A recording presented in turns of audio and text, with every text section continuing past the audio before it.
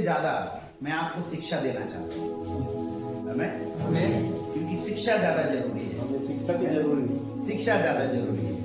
प्रचार तो करते रहते हैं, प्रचार हमेशा चलते रहेगा, लेकिन आज हम परमेश्वर के वचन से कुछ बातों को सीखेंगे जो हमारे जीवन के लिए अति आवश्यक है, हमारे जीवन के लिए बहुत। तो अगर हमको परमेश्वर के वचन को सीखना है तो बाइबल, पेन और कॉपी हमारे पास में होना चाहिए। ठीक है,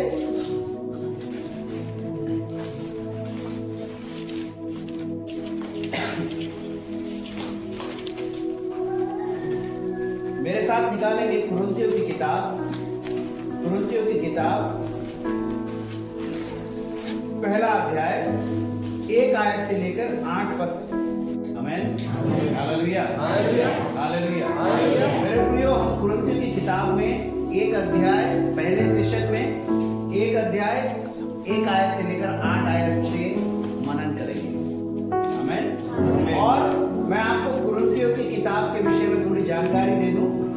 कुरिन्थियों की किताब जो है वो जिसमें 16 अध्याय है। कितना अध्याय है? 16 अध्याय है। और कुरिन्थियों की किताब पहला कुरिन्थियों में 437 आयत है। 437 आयत, 16 अध्याय है और उसमें 437 आयत है। और 9,489 कितना बोलेंगे? 9,489 शब्द है। पहले अध्याय में आते हैं। पहले अध्याय का पहले आयत हम पढ़ते हैं। पौलुस की ओर से जो परमेश्वर की इच्छा से यीशु मसीह का प्रेरित होने के लिए बुलाया गया, और भाई सोस्थिनेस की ओर से परमेश्वर की उस कलीसिया के नाम जो कुरिन्थियों में है, अर्थात उनके नाम जो मसीह यीशु में पवित्र किए गए और पवित्र होने के लिए बुलाए गए हैं। पहली बात यहाँ पर परमेश्वर का वचन बताता है कि पौलुस की ओर से जो परमेश्वर की इच्छा से यीशु मसीह का प्रेरित होने के लिए बुलाया गया। पौलुस कौन है? पौलुस कौन है? यीशु मसीह का प्रेरित है। मेरे साथ बोले, पौलुस कौन है? यीशु मसीह का प्रेरित है। और वो अपनी इच्छा से प्रेरित नहीं बना है, अपनी मर्जी से प्रेरित नहीं बना है कि वो उसको अच्छा लगा और वो प्रेरित बन गया। वो अपनी मर्जी से प्रेरित नहीं बना है, परंतु वह यीशु मसीह की इच्छा से, परमेश्वर की इच्छा से क्या बना है?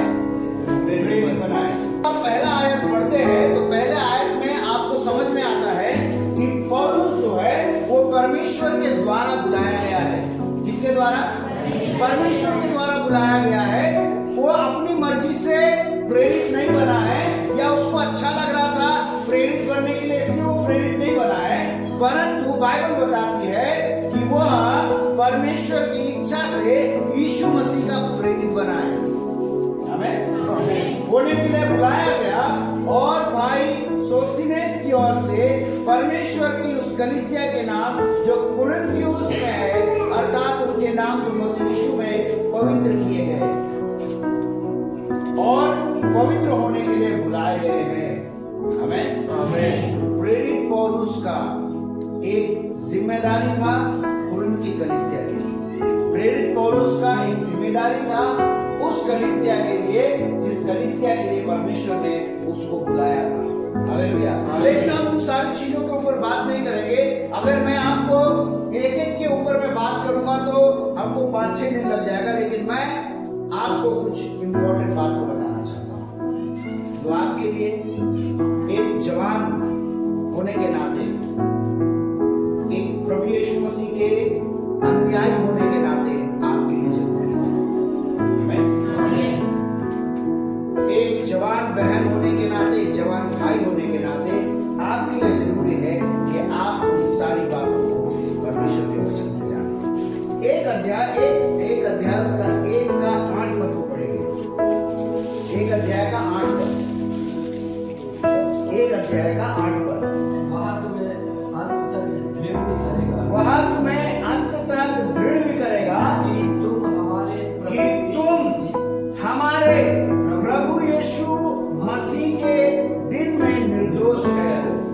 हालेलुया। किसके दिन में? यीशु मसीह के दिन में। यीशु मसीह के दिन में आपको परमेश्वर निर्दोष ठहरने के लिए परमेश्वर का वचन बता रहा है। तो मैं आज आपके सामने डे ऑफ क्राइस्ट यानी मसीह का दिन के विषय में मैं आपको बताना चाहता हूँ। डे ऑफ क्राइस्ट, मसीह का दिन, ठीक है, जिसको हम रैप्चर भी बोलते हैं। क्या बोलते हैं? रैप्चर या उठा लिया जाना।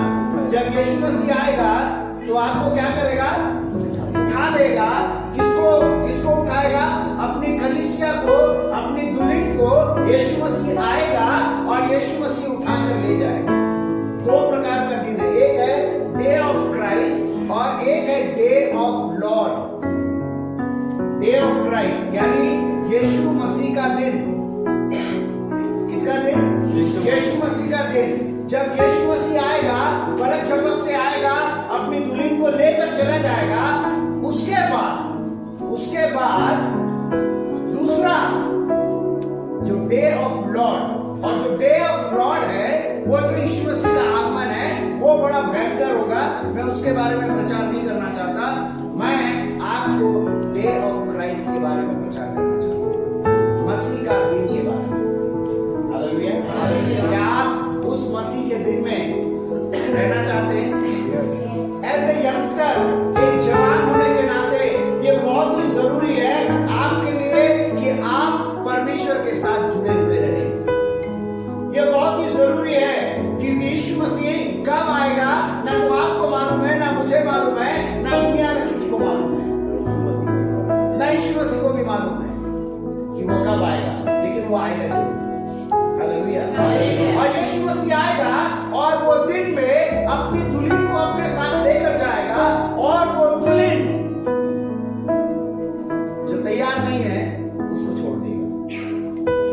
आमीन। सो जो मसीह का दिन है, मसीह आएगा आपको अपने साथ लेकर जाएगा।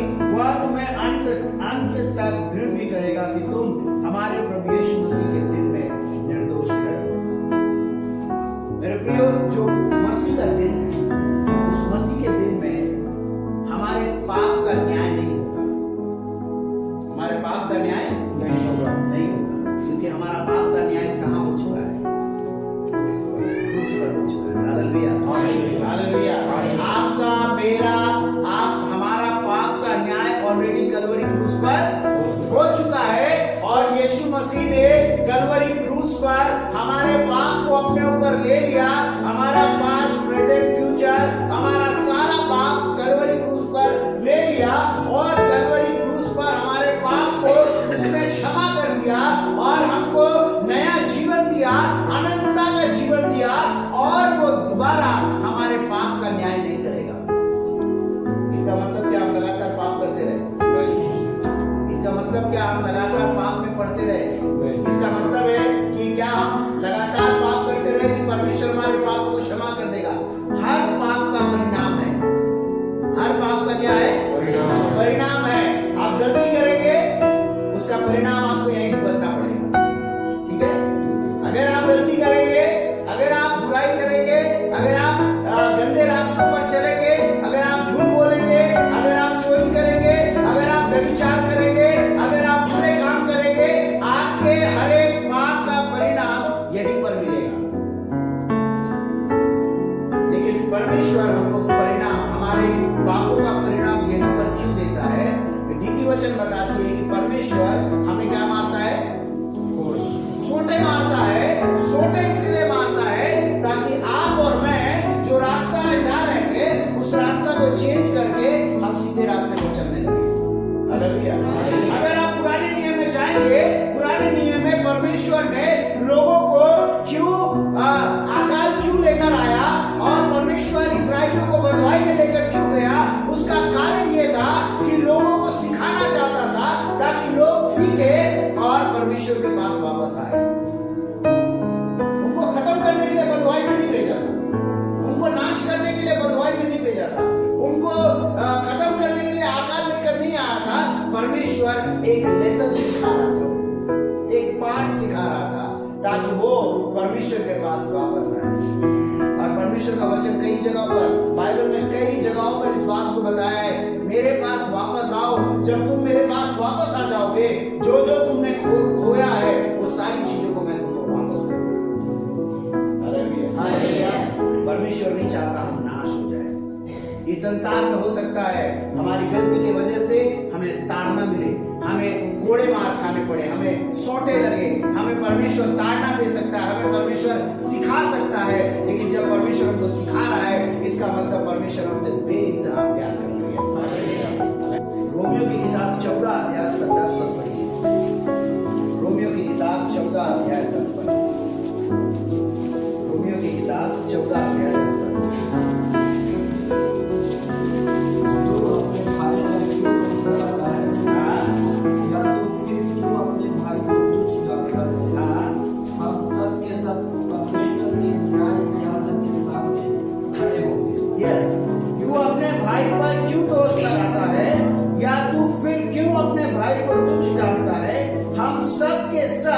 परमेश्वर के न्याय सिंहासन के सामने खड़े होंगे।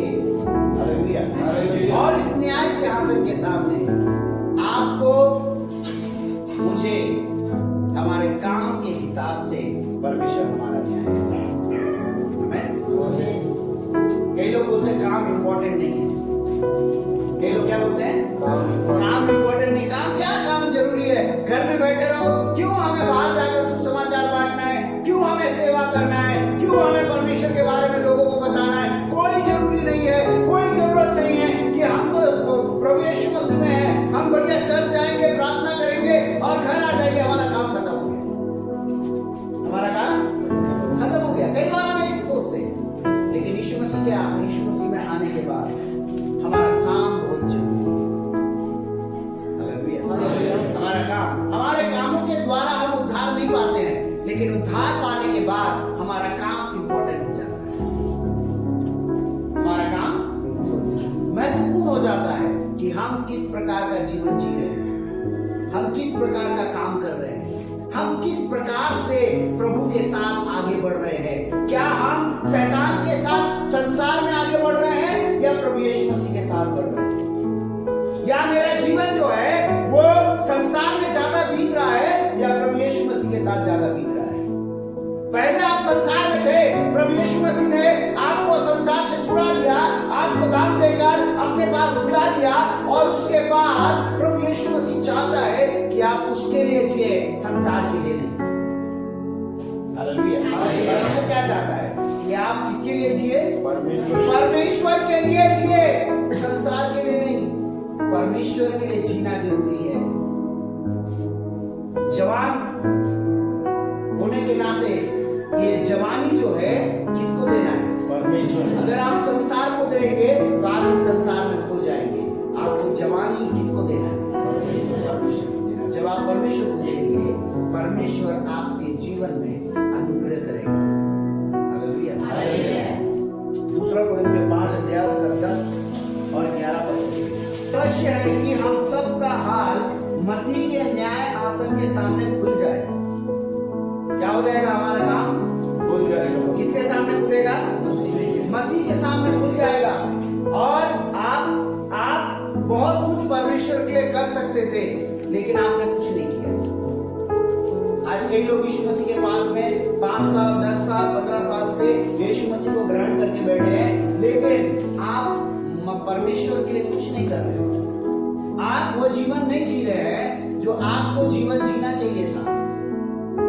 आप वो जीवन परमेश्वर के लिए नहीं जी रहे हैं जो वाकई में परमेश्वर आपसे चाहता था।